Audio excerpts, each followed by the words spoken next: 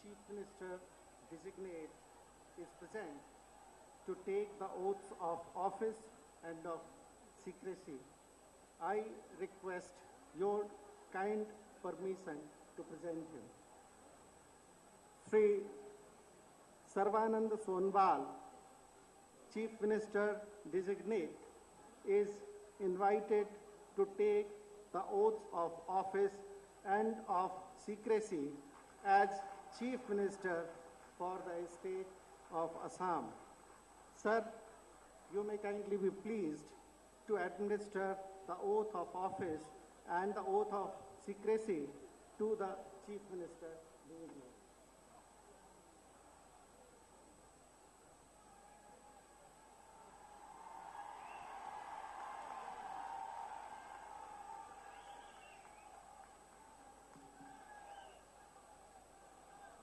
মই শ্ৰী সৰ্বানন্দ সোণোৱালে ঈশ্বৰৰ নামত শপত খাই কওঁ যে বিধিৰ দ্বাৰা স্থাপিত ভাৰতৰ সংবিধানৰ প্ৰতি মই প্ৰকৃত বিশ্বাস আৰু অনুগত্য পোষণ কৰিম।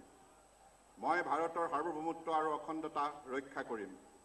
মই অসম ৰাজ্যৰ মুখ্যমন্ত্ৰী স্বৰূপে বিশ্বস্ততাৰে আৰু শুদ্ধ অন্তঃকৰণেৰে মোৰ কৰ্তব্য সম্পাদন কৰিম আৰু মই ভয় বা পক্ষপাত অনুৰাগ বা বিদ্বেষ নোহোৱাকৈ সংবিধান আৰু বিধি অনুসাৰে সকলো প্ৰকাৰ লোকৰ প্ৰতি ন্যায় আচৰণ কৰিম।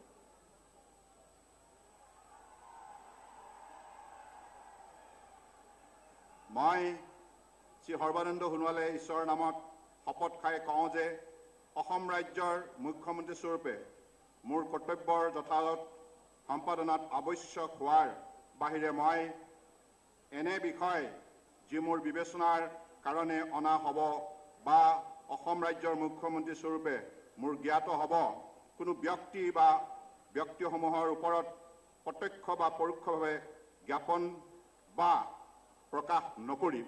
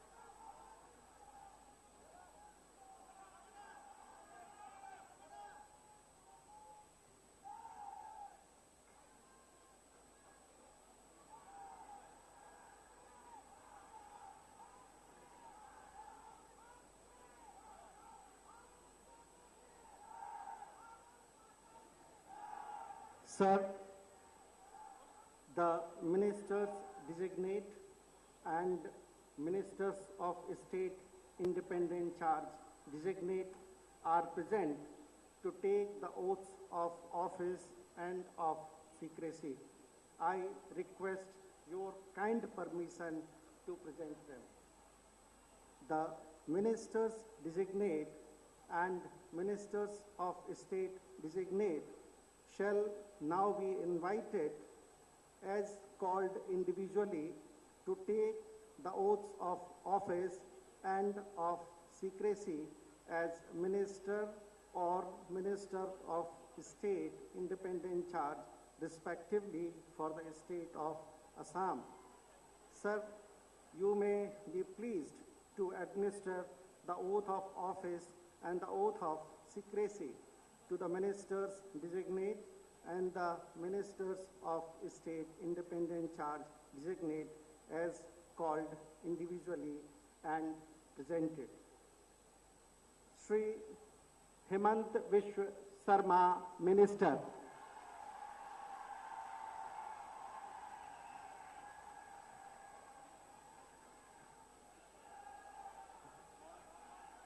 মই শ্ৰী হিমন্ত বিশ্ব শৰ্মাই ঈশ্বৰৰ নামত শপত খাই কওঁ যে বিধিৰ দ্বাৰা স্থাপিত ভাৰতৰ সংবিধানৰ প্ৰতি মই প্ৰকৃত বিশ্বাস আৰু আনুগত্য পোষণ কৰিম। মই ভাৰতৰ সাৰ্বভৌমত্ব আৰু অখণ্ডতা ৰক্ষা কৰিম। মই অসম ৰাজ্যৰ এজন মন্ত্ৰী স্বৰূপে বিশ্বস্ততাৰে আৰু শুদ্ধ অন্তঃকৰণেৰে মোৰ কৰ্তব্য সম্পাদন কৰিম আৰু মই ভয় বা পক্ষপাত অনুৰাগ বা বিদ্বেষ নোহোৱাকৈ সংবিধান আৰু বিধি অনুসাৰে সকলো প্ৰকাৰ লোকৰ প্ৰতি ন্যায় আচৰণ কৰিম।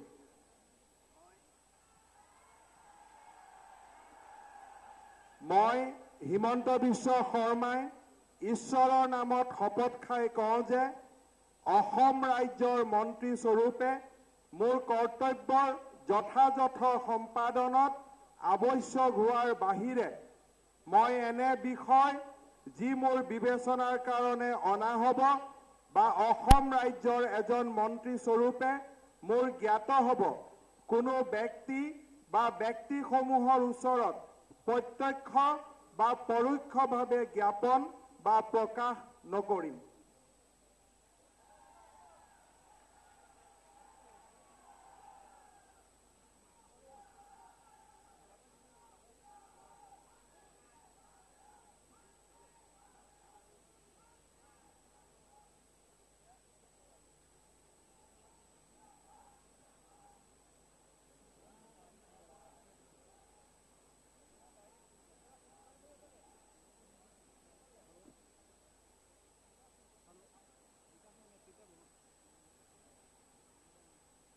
Shri Atul Bora, Minister.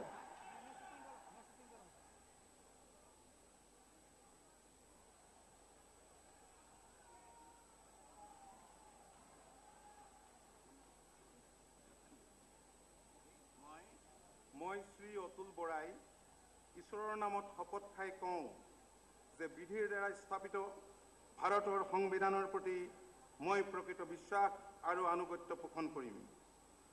মই ভাৰতৰ সাৰ্বভৌমত্ব আৰু অখণ্ডতা ৰক্ষা কৰিম। মই অসম ৰাজ্যৰ এজন মন্ত্ৰী স্বৰূপে বিশ্বস্ততাৰে আৰু শুদ্ধ অন্তঃকৰণেৰে মোৰ কৰ্তব্য সম্পাদন কৰিম আৰু মই ভয় বা পক্ষপাত অনুৰাগ বা বিদ্বেষ নোহোৱাকৈ সংবিধান আৰু বিধি অনুসাৰে সকলো প্ৰকাৰ লোকৰ প্ৰতি ন্যায় আচৰণ কৰিম।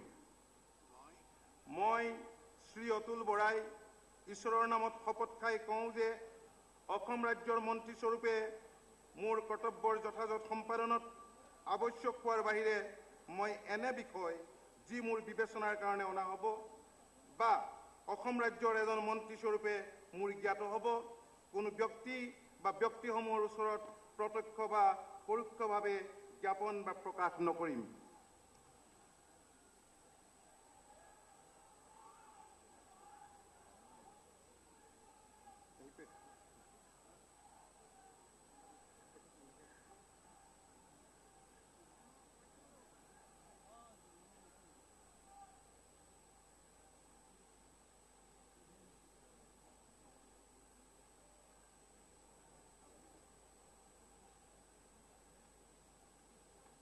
Srimati Pramila Rani Brahma, Minister.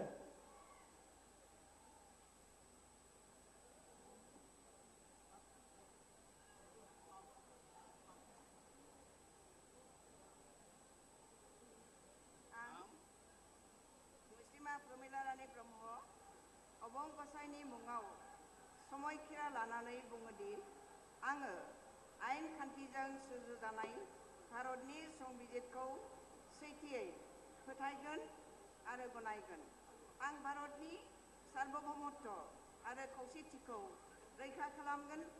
आं आसाम रायजोनि सासे मन्त्रि महरै फोथायनाय आरो गोग्गो खौसेयै आंनि मावनो गोनां हाबाफोरखौ गिनाय एबा सोरखौबा अननाय मोजां मोननाय एबा गिज्रा गोसो लायालासिनो संबिजिर आरो खान्थि बादियै गासिबो थाखोनि सुबुंनि फारसे गाहाम बिसायगोन। आं मुसिमा प्रमिला रानी ब्रह्मआ अबं गसाइनि मुङाव समायखिरा लानानै बुङोदि आसाम रायजोनि सासे मन्त्रि महरै बिबान मावफुंनायाव आंनो मन्त्रि महरै दैथायहरनाय एबा मिथिहोनाय बाथ्राखौ जायखिजाया सुबुं एबा सुबुंफोरनो थोंजोङै एबा खेंसालियै बेखेवनाय एबा मिथिहोनाय नङा। दिनै 24 मे 2016 अक्ट'आव आंनो गोजौनि समायखिराखौ लाहोनाय जाबाय।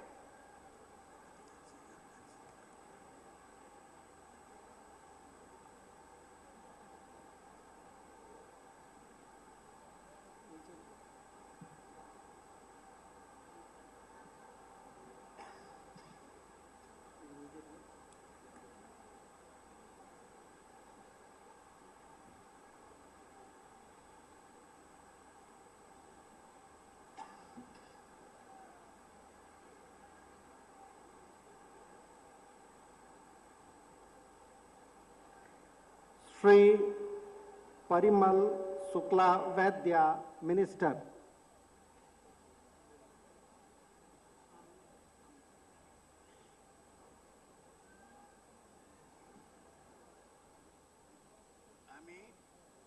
আমি পরিমল শুক্লবৈদ্য ভগবানের নামে শপথ করিতেছি যে আইনত প্রতিষ্ঠিত ভারতীয় সংবিধানের প্রতি দৃঢ় বিশ্বাস ও অনুগত্য রক্ষা করিব।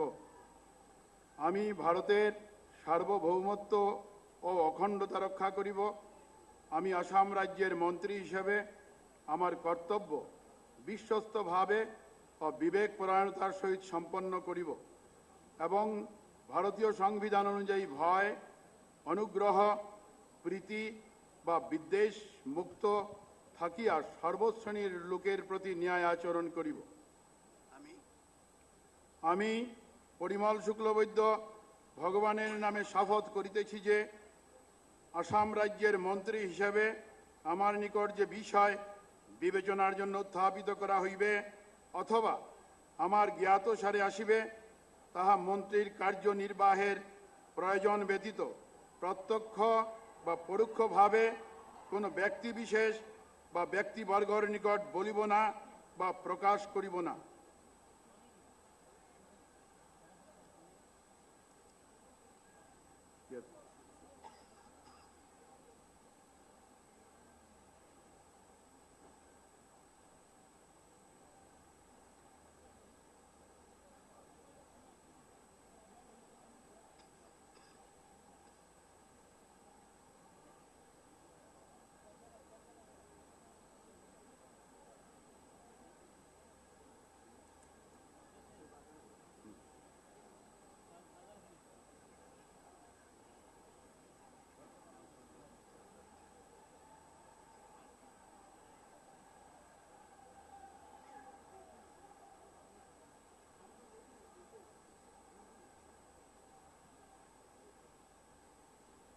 Sri Chandra Mohan Patwari.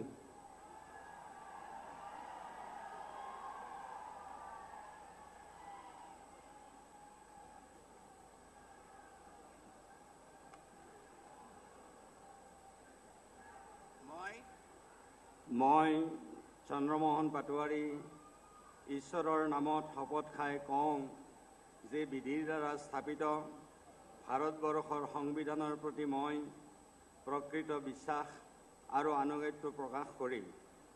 মই ভাৰতৰ সাৰ্বভৌমত্ব আৰু অখণ্ডতা ৰক্ষা কৰিম। মই অসম ৰাজ্যৰ এজন মন্ত্ৰীস্বৰূপে বিশ্বস্ততাৰে আৰু শুদ্ধ অন্তঃকৰণেৰে মোৰ কৰ্তব্য সম্পাদন কৰিম আৰু মই ভয় বা পক্ষপাত, অনুৰাগ বা বিদ্বেষ নোহোৱাকৈ সংবিধান আৰু বিধি অনুসাৰে সকলো প্ৰকাৰ লোকৰ প্ৰতি ন্যায় আচৰণ কৰিম। মই চন্দ্ৰমোহন পাটোৱাৰী ঈশ্বৰৰ নামত শপত খাই কওঁ যে অসম ৰাজ্যৰ মন্ত্ৰী স্বৰূপে মোৰ কৰ্তব্যৰ যথাযথ সম্পাদনত আৱশ্যক হোৱাৰ বাহিৰে মই এনে বিষয় যি মোৰ বিবেচনাৰ কাৰণে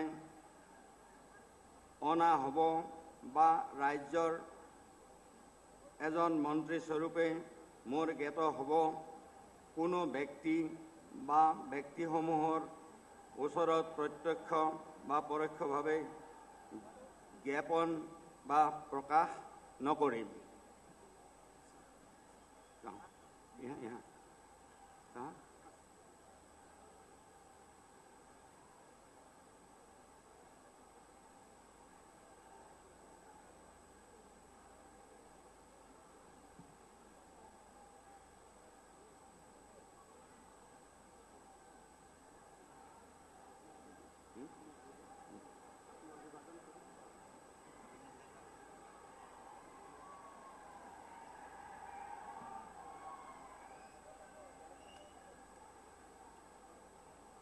Shri Keshav Mahanta, Minister.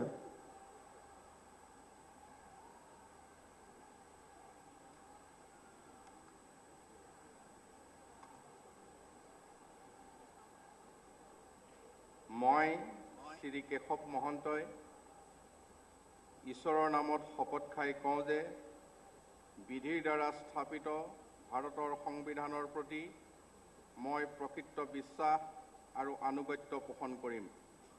মই ভাৰতৰ সাৰ্বভৌমত্ব আৰু অখণ্ডতা ৰক্ষা কৰিম। মই অসম ৰাজ্যৰ এজন মন্ত্ৰীৰ স্বৰূপে বিশ্বস্ততাৰে আৰু শুদ্ধ অন্তঃকৰণেৰে মোৰ কৰ্তব্য সম্পাদন কৰিম আৰু মই ভয় বা পক্ষপাত অনুৰাগ বা বিদ্বেষ নোহোৱাকৈ সংবিধান আৰু বিধি অনুসাৰে সকলো প্ৰকাৰ লোকৰ প্ৰতি ন্যায় আচৰণ কৰিম। মই শ্ৰী কেশৱ মহন্তই ঈশ্বৰৰ নামত শপত খাই কওঁ যে অসম ৰাজ্যৰ মন্ত্ৰীস্বৰূপে মোৰ কৰ্তব্যৰ যথাযথ সম্পাদনত আৱশ্যক হোৱাৰ বাহিৰে মই এনে বিষয় যি মোৰ বিবেচনাৰ কাৰণে অনা হ'ব বা অসম ৰাজ্যৰ এজন মন্ত্ৰীস্বৰূপে মোৰ জ্ঞাত হ'ব কোনো ব্যক্তি বা ব্যক্তিসমূহৰ ওচৰত প্ৰত্যক্ষ বা পৰোক্ষভাৱে জ্ঞাপন বা প্ৰকাশ নকৰিম।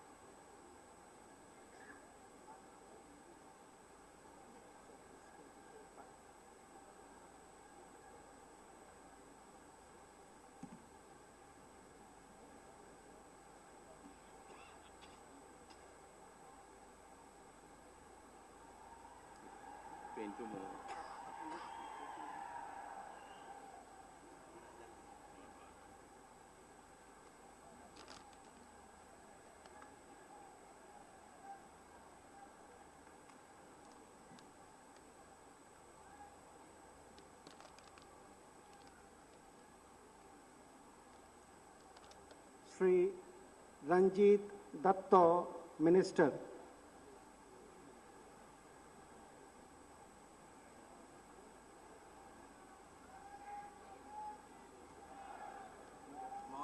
মই শ্ৰী ৰঞ্জিত দত্তই ঈশ্বৰৰ নামত শপত খাই কওঁ যে বিধিৰ দ্বাৰা স্থাপিত ভাৰতৰ সংবিধানৰ প্ৰতি মই প্ৰকৃত বিশ্বাস আৰু আনুগত্য পোষণ কৰিম। মই ভাৰতৰ সাৰ্বভৌমত্ব আৰু অখণ্ডতা ৰক্ষা কৰিম। মই অসম ৰাজ্যৰ এজন মন্ত্ৰীস্বৰূপে বিচেষ্টাৰে আৰু শুদ্ধ অন্তঃকৰণে মোৰ কৰ্তব্য সম্পাদন কৰিম আৰু মই ভয় বা পক্ষপাত অনুৰাগ বা বিদ্বেষ নোহোৱাকৈ সংবিধান আৰু বিধি অনুসাৰে সকলো প্ৰকাৰ লোকৰ প্ৰতি ন্যায় আচৰণ কৰিম।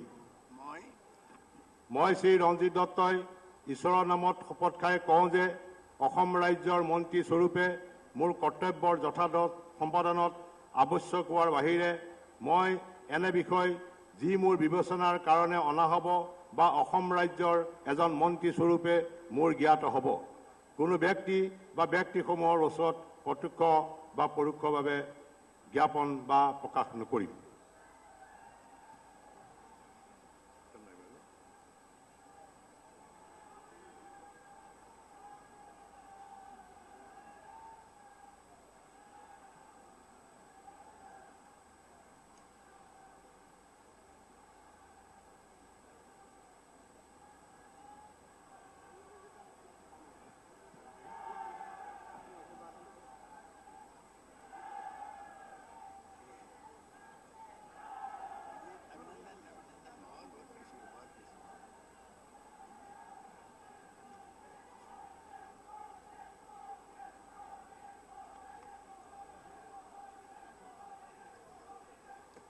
Shri Rehan Deimari.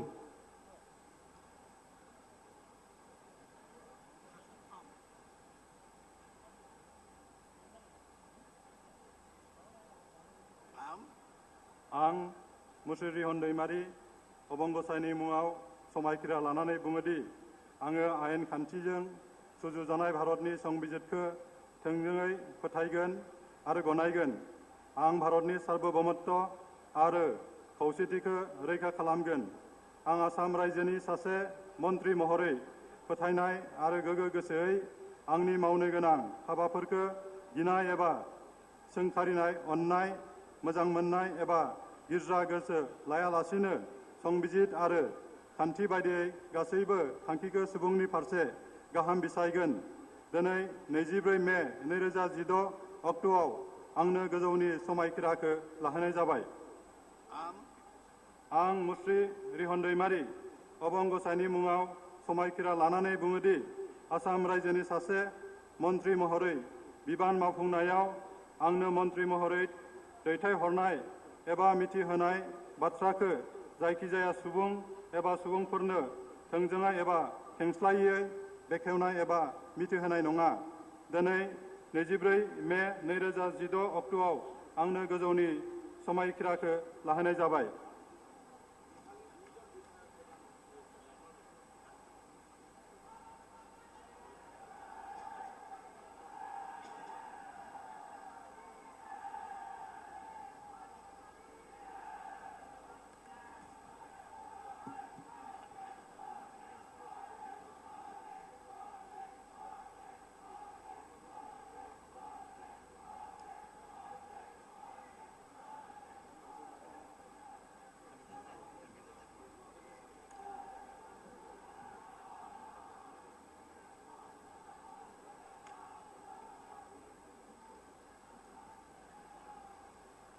Shri Nabkumar Dole, Minister of State, Independent Charge.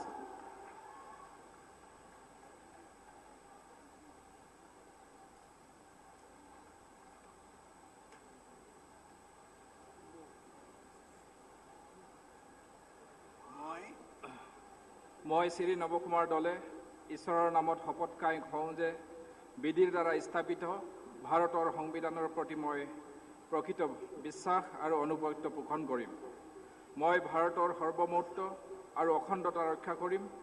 মই অসম ৰাজ্যৰ এজন ৰাজ্যিক মন্ত্ৰী স্বৰূপে বিশ্বস্ততাৰে আৰু শুদ্ধ অন্তৰকৰণেৰে মোৰ কৰ্তব্য সম্পন্ন কৰিম আৰু মই ভয় আৰু পক্ষপাত, অনুৰাগ বা বিদ্বেষ নোহোৱাকৈ সংবিধান আৰু বিধি অনুসাৰে সকলো প্ৰকাৰৰ লোকৰ প্ৰতি ন্যায় আচৰণ কৰিম।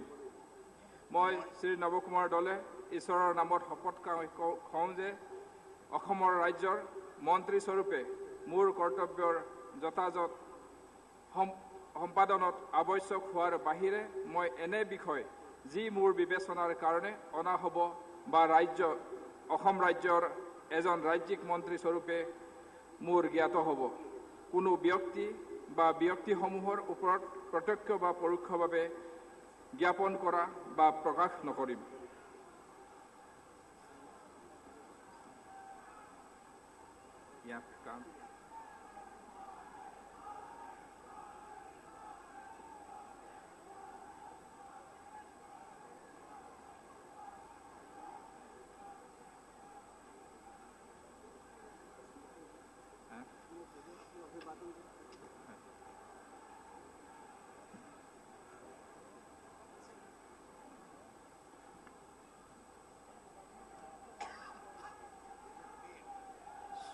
Shri Pallav Lochan Das, Minister of State, Independent Charge.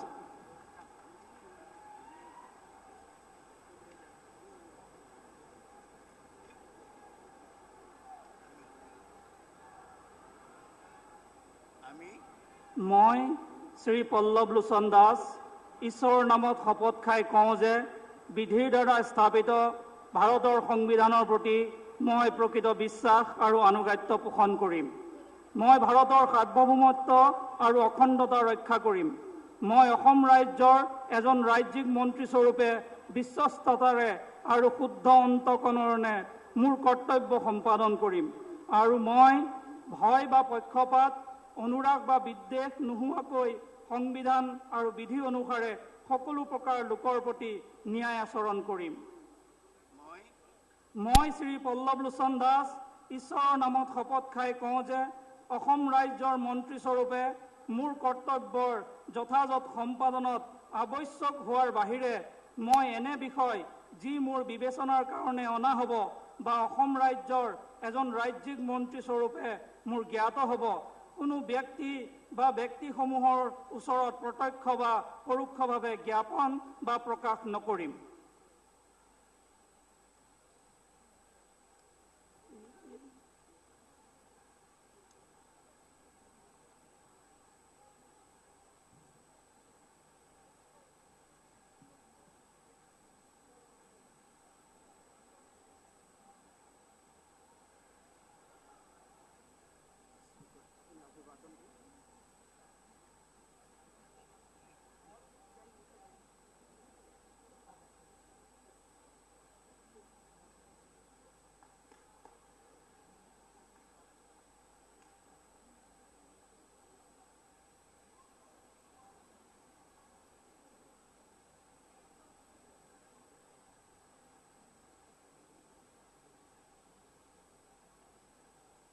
Sir, the swearing in is now complete.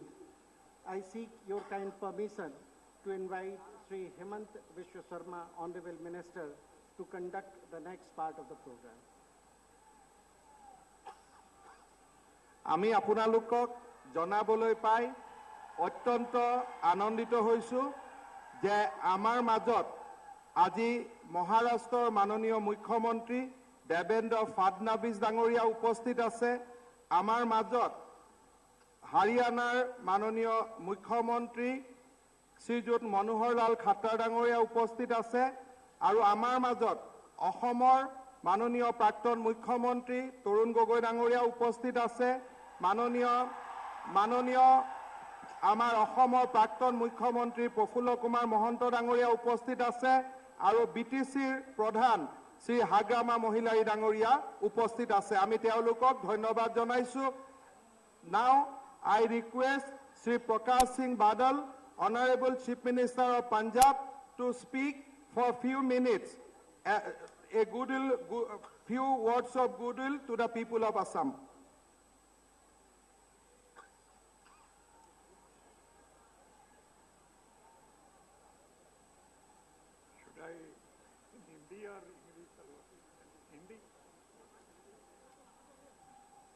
सत्कारयोग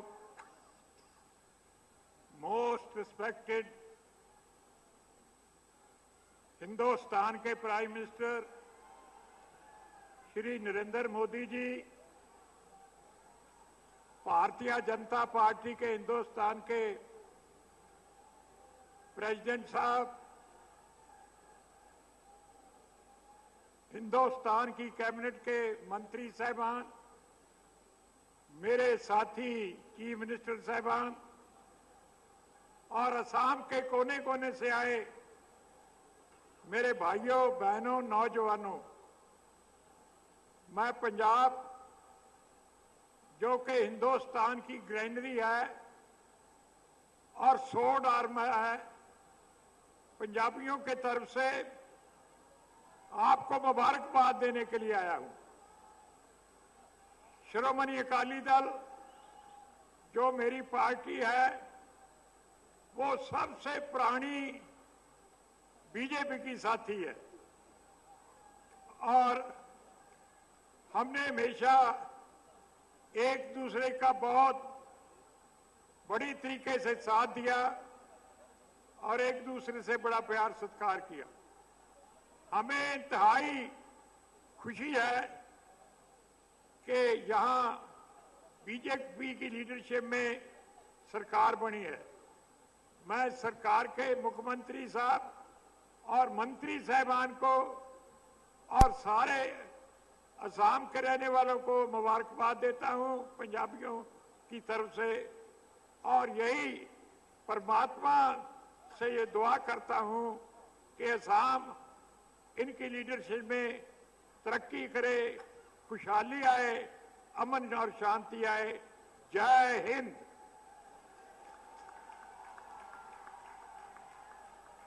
অলপ সময় পিছতে ভাৰতৰ প্ৰধানমন্ত্ৰী নৰেন্দ্ৰ মোদী ডাঙৰীয়াই আমাক সম্বোধন কৰিব, অসমৰ ৰাইজক সম্বোধন কৰিব।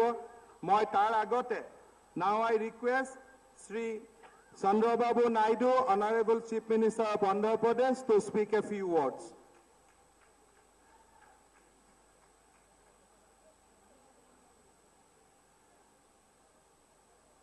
Honorable Prime Minister Shri Narendra Modi ji, His Excellency Governor, respected Advani ji,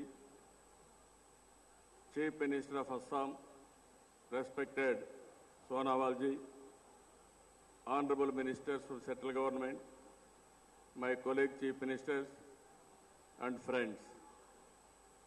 I am having so much of attachment towards Assam. I am coming for the last 30 years to Assam. Today I am seeing so much of enthusiasm, so much of inspiration and also happiness among people of Assam. I am very happy for that. Even our Honorable Prime Minister has shown keen interest for northeastern states. Today, because of his efforts, Assam has won by BJP-led government, that is NDA government. I am really thanking Honorable Prime Minister for this victory. And also, if you see, Assam tea is very popular. It will give relief for everybody, and also it will give excellent energy. Now, if you see Sonawal ji, always smiling face. I am confident, I know him for the last so many years, he will do Assam one of the most prosperous states in the near future. I wish him all the best.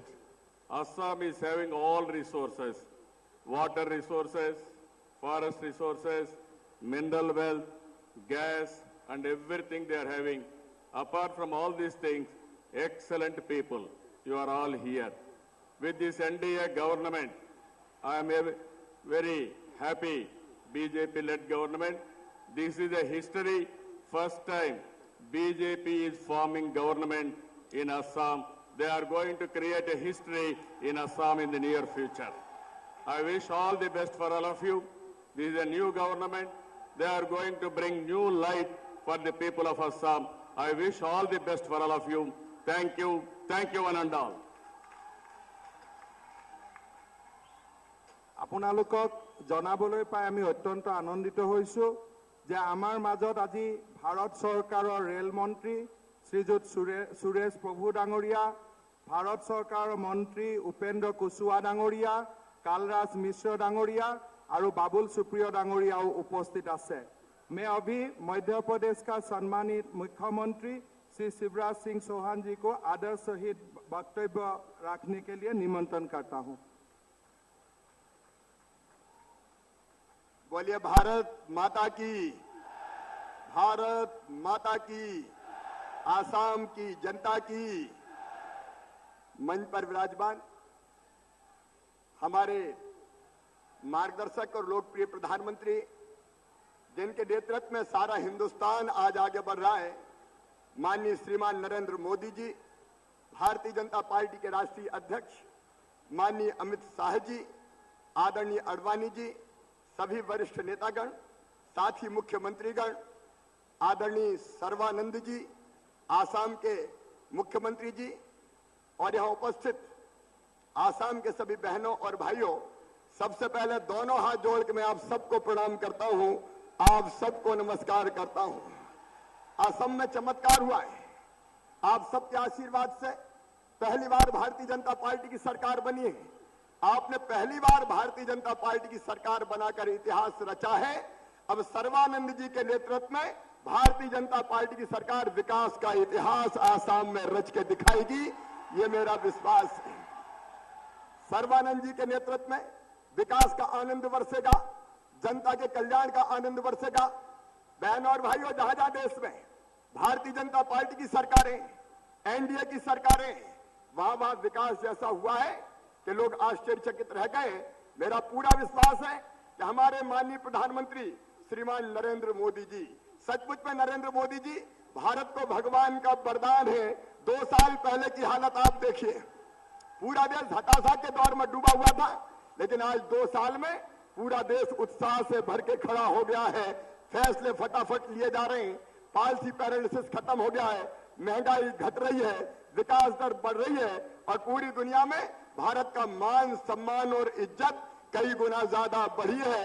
Narendra Modi जी आज केवल भारत के प्रधानमंत्री नहीं है, वैश्विक नेता है, दुनिया के नेता हैं और एक मुख्यमंत्री के रूप में मैं जानता हूं कि राज्य के विकास में वो कितनी गहरी रुचि लेते हैं। मुझे पूरा विश्वास है उनके नेतृत्व में भारत आगे बढ़ेगा, आसाम आगे बढ़ेगा और आने वाले दिनों में भारत दुनिया के सरताज राष्ट्रों में से एक बनेगा और विकास की दृष्टि से हमारा आसाम और हमारा पूरा नॉर्थ ईस्ट विकास की दृष्टि से अग्रपंक्ति के राज्य में शुमार हो जाएगा। अभिनंदन आप सबका, अभिनंदन हमारे प्रधानमंत्री श्रीमान नरेंद्र मोदी जी का, जो सबका साथ सबका विकास के मंत्र को लेकर पूरे देश को आगे बढ़ाने का काम कर रहे हैं। और सर्वानंद जी आपको बधाई, आपकी पूरी टीम को बधाई, शुभकामनाएं केवल मेरी ओर से नहीं, मध्य प्रदेश की 7.5 करोड़ जनता की ओर से शुभकामनाएं और असम की जनता को एक बार फिर से धन्यवाद, फिर से आभार, फिर से बधाई। लेकिन हमारे प्रधानमंत्री जी केवल सरकार काम करे ये पसंद नहीं करते, सरकार तो काम करे लेकिन समाज भी साथ उठ के खड़ा हो जाए। उनका हर अभियान ऐसा है जिसमें सरकार और समाज, सरकार और जनता साथ मिलकर काम करते हैं। तो आइए आसाम के बहनों और भाइयों, सरकार के साथ समाज भी आसाम को आगे बढ़ाने का संकल्प ले, अपने प्रधानमंत्री जी के नेतृत्व में और अपने मुख्यमंत्री जी के नेतृत्व में आगे बढ़ने का संकल्प ले। एक बार फिर से मेरे साथ जय घोष करें, बोलिए भारत माता की, भारत माता की, आसाम की जनता की बहुत बहुत धन्यवाद, प्रणाम, नमस्कार।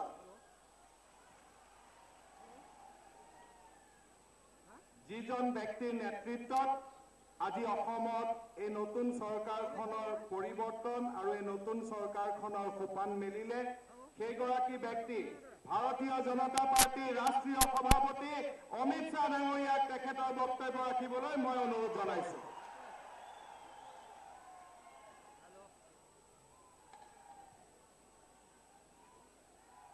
मंच पर उपस्थित देश के सर्वाधिक लोकप्रिय प्रधानमंत्री श्रीमान नरेंद्र मोदी जी, महामहिम राज्यपाल महोदय, मंच पर उपस्थित नवनिर्वाचित आसाम के लोकप्रिय मुख्यमंत्री श्रीमान सर्बानंद सोनोवाल जी और आज आसाम सरकार के निमंत्रण पर आए हुए अलग अलग राज्यों से यहां पधारे हुए एनडीए के 14 राज्यों के मुख्यमंत्री महोदय, एनडीए की सरकार के केंद्र सरकार के मंत्री और आसाम के प्यारे भाई और बहनों, आज सबसे पहले मैं आसाम की जनता को बहुत बहुत बधाई देना चाहता हूं कि आज सर्बानंद जी के नेतृत्व में एक लोकप्रिय सरकार यहां पर अस्तित्व में आई है इस शपथ ग्रहण समारोह के साथ ही। मित्रों, यहां पर मैंने जैसे पहले कहा 14 मुख्यमंत्री एनडीए के बैठे हैं, मगर पार्टी के अध्यक्ष के रूप में मैं आज आप सबको कहना चाहता हूं, हम सभी भारतीय जनता पार्टी को कार्यकर्ताओं को सबसे ज्यादा आनंद अगर है तो आसाम में भारतीय जनता पार्टी का एनडीए का मुख्यमंत्री बनने का है। मित्रों, जिस तरह से आसाम में ऐसे मौके पर एक लोकप्रिय सरकार आज बनी है, जब देश में मोदी जी के नेतृत्व में एनडीए सरकार अपने 2 साल 2 दिन के बाद समाप्त कर देगी। ये 2 साल देश के विकास के लिए, देश के भविष्य को संवारने के लिए देश के इतिहास में सुवर्ण अक्षर से लिखे जाने वाले हैं। ये 2 साल के अंदर देश के ऐसे सभी एरिया और सभी व्यक्ति, सभी जन समूह, उनके पास विकास पहुंचाने का काम हुआ है जिनके पास विकास आजादी के 7 दशकों के बाद भी नहीं पहुंचा था। मैं ज्यादा लंबा बोलना नहीं चाहता।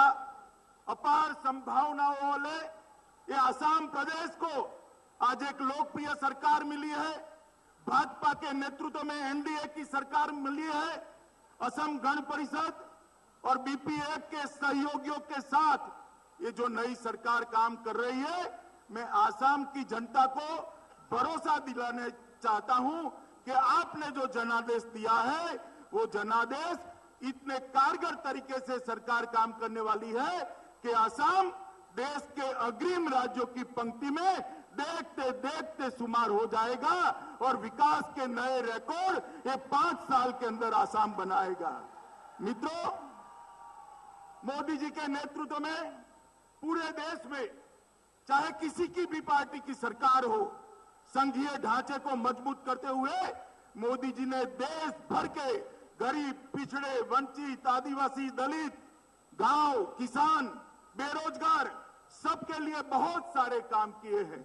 और मैं पार्टी की ओर से आसाम की जनता को आश्वस्त करना चाहता हूं कि ऐसी आसाम की कोई समस्या नहीं होगी जिस पर आसाम सरकार की और केंद्र सरकार की सीधी नजर नहीं होगी। इसका त्वरित समाधान नहीं किया जाएगा।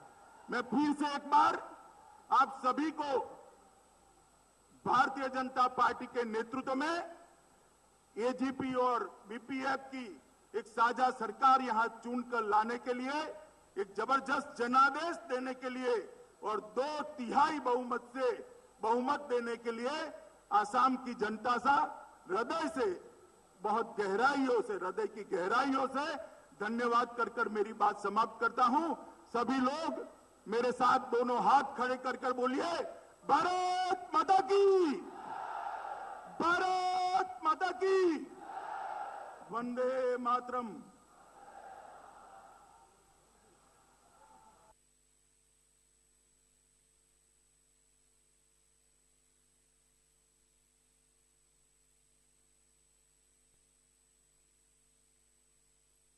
আমন্ত্রণ জনাইছো।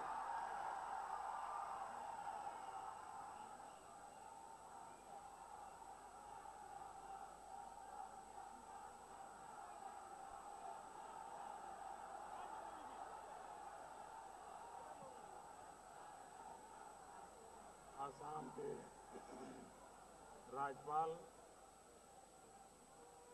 श्रीमान आचार्य जी, असम के मुख्यमंत्री श्रीमान सर्बानंद जी, केंद्र में मंत्रिपरिषद के मेरे सभी साथी, राज्यों से आए हुए सभी आदरणीय मुख्यमंत्रीगण, आदरणीय आडवाणी जी, श्रीमान तरुण गोगोई जी, श्री प्रफुल्ल कुमार जी, भारतीय जनता पार्टी के राष्ट्रीय अध्यक्ष श्रीमान अमित शाह जी और इस महत्वपूर्ण अवसर पर पधारे हुए आसाम के मेरे प्यारे भाइयों और बहनों,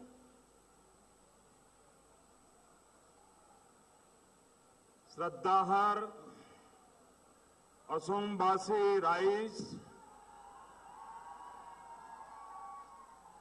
आपन लोग होकोलुके एने एक ऐतिहासिक रायदानो बाबे मोय नोटो इरे हेवा जोनाइसो।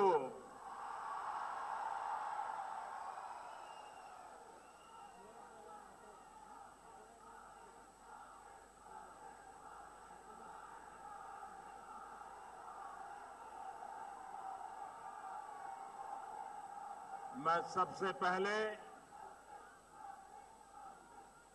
आसाम वासियों को नमन करना चाहता हूं कि जिन्होंने विकास का सपना देखा और विकास की पूर्ति के लिए श्रीमान सर्बानंद जी और उनके साथियों को सेवा करने का अवसर दिया। मैं सर्बानंद जी को भली भांति जानता हूं। देश भर का आदिवासी समाज सर्बानंद जी पर गर्व कर सकता है कि आदिवासी समाज में पैदा हुआ और समाज को समर्पित ऐसा एक जुझारू नेता अब आसाम का नेतृत्व करने जा रहा है। केंद्र में मंत्रिपरिषद के मेरे साथी के रूप में उनकी अनेक खूबियों को मैंने नजदीक से देखा है।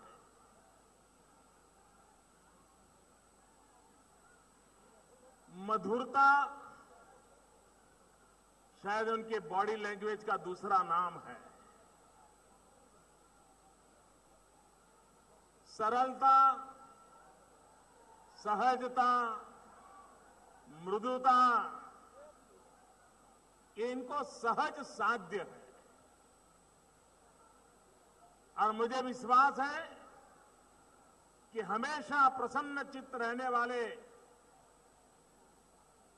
सर्बानंद जी असम के सर्बानंद के लिए कोई कसर नहीं छोड़ेंगे।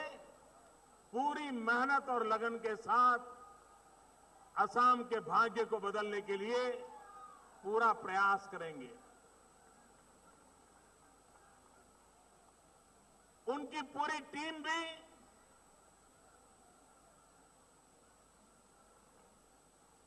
समय का पूरा उपयोग असम वासियों के कल्याण के लिए करेगी, ऐसा मुझे विश्वास है। मैं आज आप लोगों को विश्वास दिलाता हूं कि दिल्ली में बैठी हुई सरकार जो कोऑपरेटिव फेडरलिज्म पर भरोसा करती है, कॉम्पिटिटिव कोऑपरेटिव फेडरलिज्म पर भरोसा करती है, हमारे लिए जो राज्य प्रगति करना चाहते हैं उनको अधिक से अधिक ताकत देना, जो राज्य प्रगति करने की कठिनाइयां अनुभव कर रहे हैं उनको हाथ पकड़ करके आगे ले जाने का प्रयास करना और सभी राज्य और केंद्र सरकार कंधे से कंधा मिला करके राज्यों का और हिंदुस्तान को नई ऊंचाइयों पर ले जाए, उसका एक निरंतर प्रयास चल रहा है। असम को भी कभी कोई कमी महसूस नहीं होने दी जाएगी। असम जितना दौड़ेगा, असम सरकार जितना दौड़ेगी, दिल्ली सरकार भी उससे एक कदम ज्यादा दौड़ने का हमेशा प्रयास करेगी। मैं असम की जनता से भी आग्रह करूंगा कि आपने जो सपना देखा है उस सपने को पूरा करने के लिए सिर्फ चुनाव में आपका सहयोग मिले इतना इनफ नहीं है।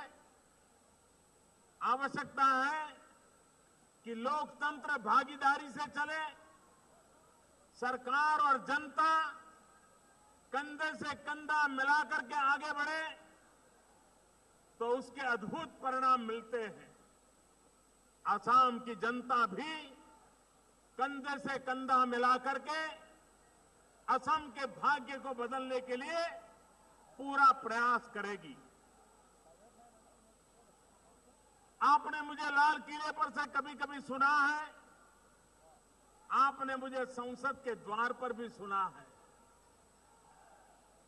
मैं उस विचार में विश्वास करता हूं कि देश आजाद होने के बाद चाहे केंद्र हो राज्य हो, जितनी भी सरकारें आई, हर सरकारों ने अपने अपने तरीके से कुछ न कुछ अच्छा करने का प्रयास किया है। और इसलिए जो कुछ भी अच्छा हुआ है उस अच्छाई को और आगे बढ़ाना और जो कमियां रह गई हैं उसको पूर्ण करके तेज गति से आगे बढ़ाना ये समय की मांग रहती है। और मुझे विश्वास है कि सर्बानंद जी के नेतृत्व में असम की एक महान विरासत है, ये सांस्कृतिक चेतना का केंद्र है। भारत को भी अनेक विषयों में प्रेरणा देने की ताकत इस धरती पर है। असम को नई ऊंचाइयों पर और देश को नई ताकत देने के लिए होगा, ये मेरा विश्वास है। मैं हमेशा इस बात पर विश्वास कर रहा हूं कि भारत का विकास सर्वसमावेशक हो, भारत का विकास संतुलित हो, भारत का विकास सार्वदेशिक हो और इसके लिए हिंदुस्तान का पूर्वी छोर ये अगर विकास से वंचित रहेगा तो ये हमारी भारत माता समृद्ध नहीं हो सकती है। अगर भारत का पश्चिमी छोर ये आगे बढ़ता है तो भारत का पूर्वी छोर भी उतनी ही गति से आगे बढ़ना चाहिए। और असम, बंगाल, बिहार, पूर्वी उत्तर प्रदेश, उड़ीसा, नॉर्थ ईस्ट, ये सारे क्षेत्र हिंदुस्तान को आने वाले दशकों में एक नई आर्थिक ताकत दे सकते हैं, गति को नई ऊर्जा दे सकते हैं। हमारी जो एक्ट ईस्ट पॉलिसी है, पूर्व के देशों में भारत का प्रभाव और पहचान बनाने में भारत के इस भूभाग का बड़ा महत्व है।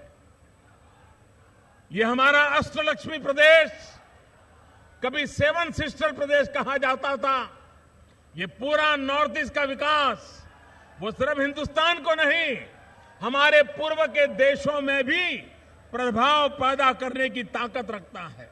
और इसलिए संपूर्ण नॉर्थ ईस्ट के विकास के लिए असम एक बहुत बड़ा केंद्र बिंदु है, गुवाहाटी एक बहुत बड़ा केंद्र बिंदु है। उसको आगे बढ़ाने की दिशा में केंद्र और राज्य मिलकर के काम करेंगे, ये मैं आपको विश्वास दिलाता हूं। मैं श्रीमान सर्बानंद जी को, उनकी पूरी टीम को, असम की जनता को हृदय से बहुत बहुत शुभकामनाएं देता हूं। और आखिर मैं यही कहूंगा, बाजोक दोबा, बाजोक शंखा, बाजोक मृदंग खोल, बाजोक दोबा, बाजोक संघा, बाजोक मृदंग खेल, असोम अकौ उन्नति थपात, जय आई असम बोल।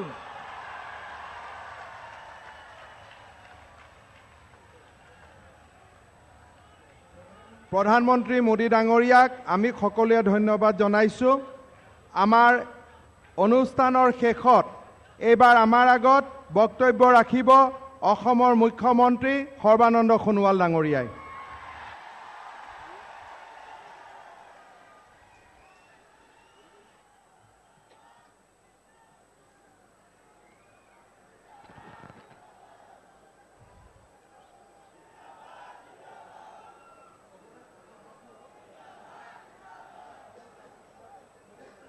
परम श्रद्धार भारतवर्षर जनप्रिय आदर्श नेता प्रधानमंत्री नरेंद्र मोदी डांगरिया, परम श्रद्धार असम और नागालैंडर माननीय राज्यपाल आचार्य डांगरिया,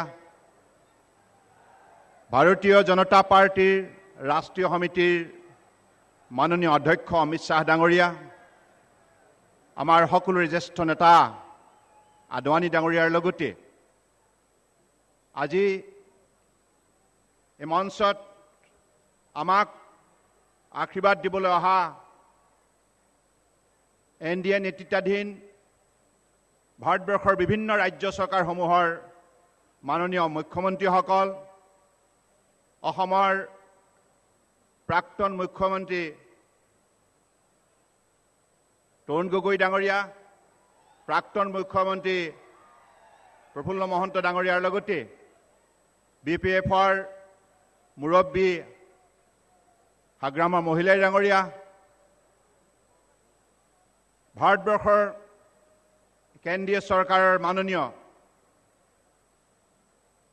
মন্ত্ৰীসকল, সাংসদসকল, বিধায়কসকল আৰু আজি এই শুভক্ষণত ঐতিহাসিক ক্ষণত আমাক আশীৰ্বাদ দিবলৈ অহা অসমৰ পৰম পূজনীয় সত্তাধিকাৰ প্ৰভুসকলৰ লগতে ভাৰতবৰ্ষৰ বিভিন্ন ঠাইৰ পৰা অহা আধ্যাত্মিক গুৰুসকল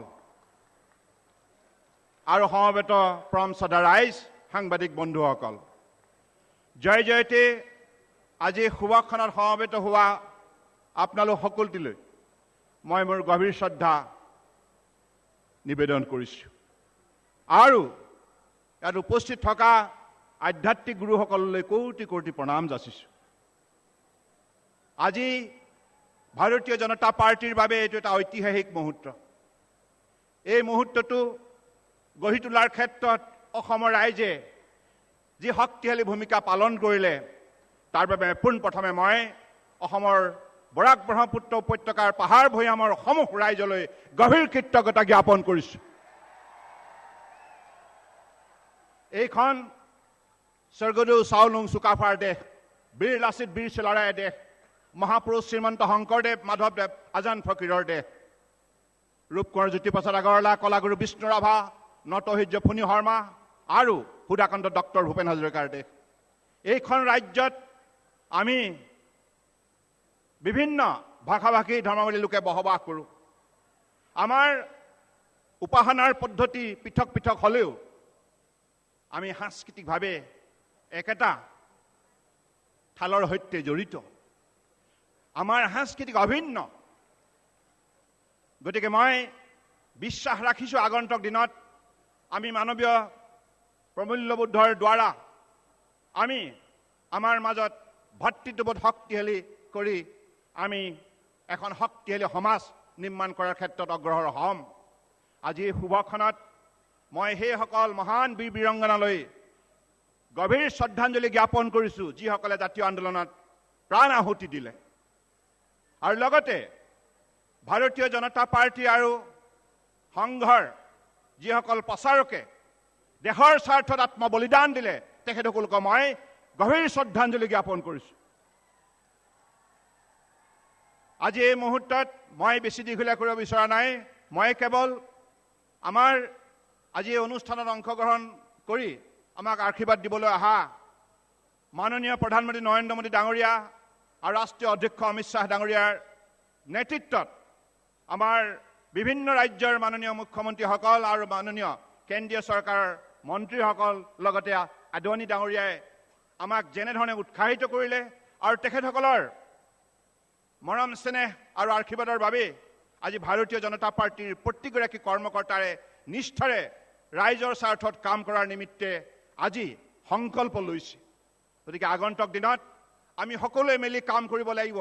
ভাৰতীয় Janata Party, BPF, AGP, Rabha, Tiwa আমি সকলোৱে মিলি এইবাৰ নিৰ্বাচনত অসমৰ ৰাইজৰ ওচৰলৈ গৈছিলোঁ। মাননীয় প্ৰধানমন্ত্ৰী নৰেন্দ্ৰ মোদী ডাঙৰীয়া আৰু অমিত শ্বাহ ডাঙৰীয়াৰ বলিষ্ঠ নেতৃত্বত আমি ৰাইজৰ ওচৰলৈ গৈ ৰাইজৰ ওচৰত আবেদন ৰাখিছিলোঁ।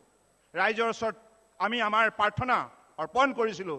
আমি কৈছিলোঁ যে পৰিৱৰ্তনৰ বাবে, অসমৰ উন্নয়নৰ বাবে, অসমৰ বুকুত বসবাস কৰা প্ৰতিটো জাতি গোষ্ঠী ধৰ্মাৱলী লোকৰ নিৰাপত্তাৰ স্বাৰ্থত আপোনালোকে আমাক এইবাৰ সহায় কৰক। অসমৰ ৰাইজে আমাৰ প্ৰাৰ্থনা স্বীকাৰ কৰিলে। সেইবাবে এনেধৰণৰ ঐতিহাসিক পৰিৱৰ্তন সম্ভৱ হ'ল।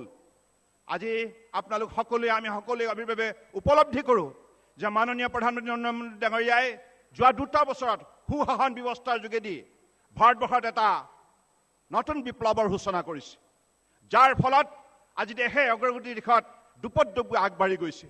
আমিও অসমৰ ৰাইজৰ ওচৰত প্ৰতিজ্ঞাবদ্ধ, অসমখন বিদেশীমুক্ত কৰিব লাগিব, দুৰ্নীতিমুক্ত কৰিব লাগিব আৰু প্ৰদূষণমুক্ত কৰিব লাগিব। আৰু অসমৰ সম্পদ আৰু সম্ভাৱনাৰ ভিত্তিত অসমখন ভাৰতবৰ্ষৰ ভিতৰত অন্যতম শ্ৰেষ্ঠ উন্নত ৰাজ্য হিচাপে প্ৰতিষ্ঠা কৰিব লাগিব। আমি বিশ্বাস ৰাখিছোঁ আপোনালোকে যেনেধৰণে আমাক যোৱাটো নিৰ্বাচনত সহায় কৰিলে, আগন্তুক দিনত আমাৰ কাম কাজবিলাক পৰিচালনা কৰোঁতে আপোনালোকে আমাৰ কাষত সকলো সময়তে জাগ্ৰত প্ৰহৰী হৈ আমাৰ কাম কাজবিলাক আপোনালোকে চোৱা চিতা কৰিব। আমি বিশ্বাস ৰাখিছোঁ যে আপোনালোকৰ দিহা পৰামৰ্শৰ আধাৰত আগন্তুক দিনত আমি নিষ্ঠা আৰু সততাৰে আপোনালোকৰ ভবাৰ দৰে সমাজখন আগুৱাই নিম। বৰাক ব্ৰহ্মপুত্ৰ উপত্যকাৰ ৰাইজে ঐক্যবদ্ধ প্ৰচেষ্টাৰে বৃহত্তৰ অসমীয়া জাতিৰ নিৰাপত্তাৰ স্বাৰ্থত একেলগে কাম কৰিবৰ বাবে আগবাঢ়ি যাব। অসমীয়া, মাৰোৱাৰী, বিহাৰী, বঙালী, পঞ্জাবী, নেপালী, হিন্দু, মুছলমান, খ্ৰীষ্টান, বুদ্ধিষ্ট, জৈন, শিখ আমি সকলোৱে একাকাৰ হৈ বৃহত্তৰ অসমীয়া জাতিক ভাৰতবৰ্ষৰ বুকুত প্ৰতিষ্ঠা কৰিম আৰু সকলোকে অৰ্থনৈতিকভাৱে সবল কৰি তুলিম। এই হৈছে আমাৰ লক্ষ্য। অসমৰ বুকুত বসবাস কৰা প্ৰতিগৰাকী ব্যক্তি যাতে সামাজিক নিৰাপত্তা নিশ্চিতভাৱে পাব পাৰে আৰু আৰ্থিক দিশত সবলতা অৰ্জন কৰিব পাৰে, তাৰ বাবে আমাৰ চৰকাৰে আপোনালোকৰ আশীৰ্বাদত কাম কৰি যাব। গতিকে পৰম শ্ৰদ্ধা ৰাইজ, মই আৰু বেছি দীঘলীয়া বক্তব্য নাৰাখোঁ। আজি এই শুভক্ষণত আমাৰ পিনৰ পৰা দিবলৈ একোৱেই নাই, কিন্তু আমি মাননীয় প্ৰধানমন্ত্ৰী নৰেন্দ্ৰ মোদী ডাঙৰীয়াৰ লগতে আমাৰ ৰাষ্ট্ৰীয় অধ্যক্ষ অমিত শ্বাহ ডাঙৰীয়া আৰু জ্যেষ্ঠ নেতা আদৱানী ডাঙৰীয়াৰ লগতে আমাৰ পৰম শ্ৰদ্ধাৰ আমাৰ বিভিন্ন ৰাজ্যৰ মাননীয় মুখ্যমন্ত্ৰীসকল, কেন্দ্ৰীয় চৰকাৰৰ পৰম শ্ৰদ্ধাৰ মন্ত্ৰীসকললৈ মই গভীৰ অসমৰ ৰাইজৰ হৈ, দলৰ কৰ্মকৰ্তা হৈ কৃতজ্ঞতা জ্ঞাপন কৰিছোঁ। আৰু এই মুহূৰ্তত তেখেতসকলৰ উপস্থিতিয়ে আমাৰ মনোবল দুগুণ বৃদ্ধি কৰি তুলিছে। আমি দৃঢ় প্ৰতিজ্ঞ যে আগন্তুক দিনত আমি সফলতা অৰ্জন কৰিব পাৰিম। মই এইখিনি কথাকে কৈ পুনৰবাৰ এটি কথা আমি ক'বই লাগিব। এই নিৰ্বাচনত আমাৰ তত্ত্বাৱধানৰ দায়িত্বত আছিল ৰাম মাধৱ ডাঙৰীয়া আৰু আমাৰ প্ৰভাৰী আছিল মহেন্দ্ৰ সিং, আৰু আমাৰ উত্তৰ পূৰ্বাঞ্চলৰ দায়িত্বত থকা অজয় জামৱাল ডাঙৰীয়া, আৰু সকলো সময়তে তেখেতসকলে আমাৰ কৰ্মকৰ্তাসকলৰ সৈতে মিলিত প্ৰচেষ্টাৰে গোটেই কামখিনি সুচাৰুৰূপে সফল কৰাৰ ক্ষেত্ৰত যিখিনি তেখেতসকলৰ বৰঙণি, তাৰ বাবে মই ৰাম মাধৱ ডাঙৰীয়াৰ লগতে মহেন্দ্ৰ সিং আৰু মই অজয় জামৱাল ডাঙৰীয়াকে আন্তৰিক কৃতজ্ঞতা জ্ঞাপন কৰিছোঁ। আৰু সদৌ শেষত পুনৰবাৰ অসমৰ ৰাইজে আমাক এই সুযোগ দিয়াৰ বাবে আমি পুনৰবাৰ আপোনালোক সকলোৰে প্ৰতি শ্ৰদ্ধা আৰু কৃতজ্ঞতা জ্ঞাপন কৰিছোঁ। আৰু আজিৰ তাৰিখত আমি আপোনালোকৰ সন্মুখত এটি প্ৰতিশ্ৰুতি দিছোঁ যে আগন্তুক দিনত যি কামেই কৰিম আপোনালোকৰ যাতে মনত কোনো কাৰণত সেই কামৰ যোগেদি বেজাৰ নাপায়, তাৰ বাবে আমি চেষ্টা চলাই যাম।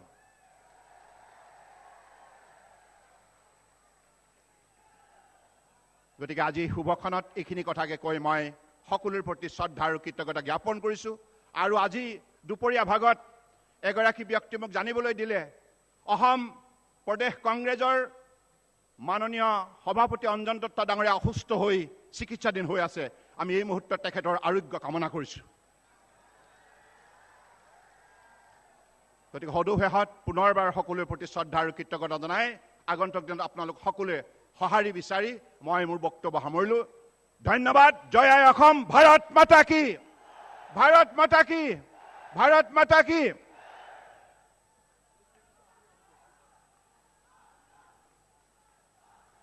আমাৰ অনুষ্ঠানৰ সামৰণি পৰাৰ আগমুহূৰ্তত উপস্থিত থকা সকলো ৰাইজক নিজৰ নিজৰ মোবাইল ফোনৰ পোহৰ দি পেলাই এটা বিজয় উৎসৱ বা বিজয় দেৱালী এটা পালন কৰিবৰ বাবে অনুৰোধ কৰিছোঁ।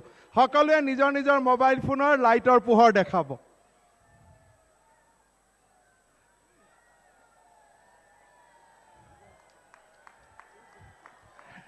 ধন্যবাদ, ধন্যবাদ, ধন্যবাদ।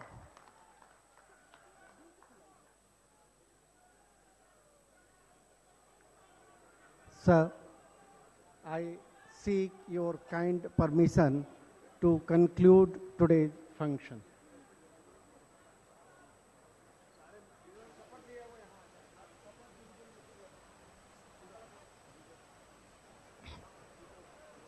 বাজক দবা বাজক শংখ বাজক মৃদংখোল লক্ষীনাথ বেজবৰুৱাৰ এই অমৰ কবিতাৰে প্ৰধানমন্ত্ৰী নৰেন্দ্ৰ মোদীয়ে তেখেতক